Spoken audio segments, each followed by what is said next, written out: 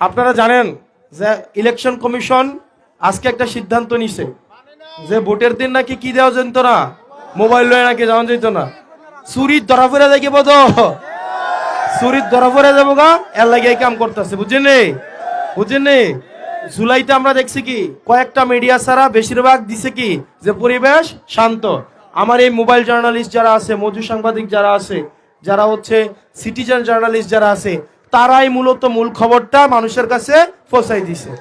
যারা ভোট চুরির প্রস্তুতি নিতেছে তারা চুরিটি যদি ধরে লাই ফলাফাইনে এলাই গিয়া তারা কি করছে, প্রথমে বাদ দিছে বিএনসিসি রে বাদ দিছে, এখন বাদ দিতেছে আবার কাটারে মোবাইল জার্নালিস্টে।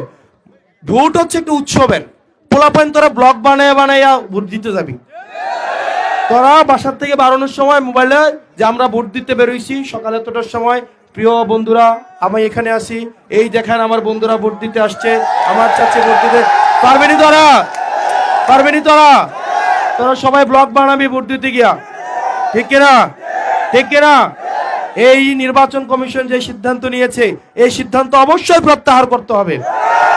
নির্বাচনকে ভোট চুরির যে ষড়যন্ত্র, এটা হচ্ছে ষড়যন্ত্রের অংশ। এই 400 মিটারের মধ্যে মোবাইল নিষিদ্ধ করে এটার কোনো যৌক্তিক কোনো কারণই নাই। একটা মানুষ যদি বিপদে পড়ে গিয়া ভোট কেন্দ্রে গিয়া ফোন দেওয়ার লাগে ফোনটা লাগবো নি?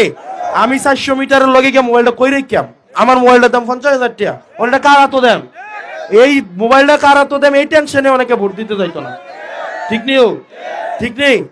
এর লাগে আমরা কি লাগবো, ভোট মোবাইল নিয়ে অবশ্যই আমাদের ভোট কেন্দ্রে আমরা যাবো কিনা?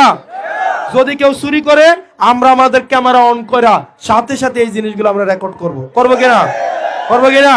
আরে জুলাই তো আমাদেরকে থামাইতে পারছে, এবার আমাদেরকে থামাইতে পারবো, চুরি করে আমাদেরকে থামাইতে পারবো?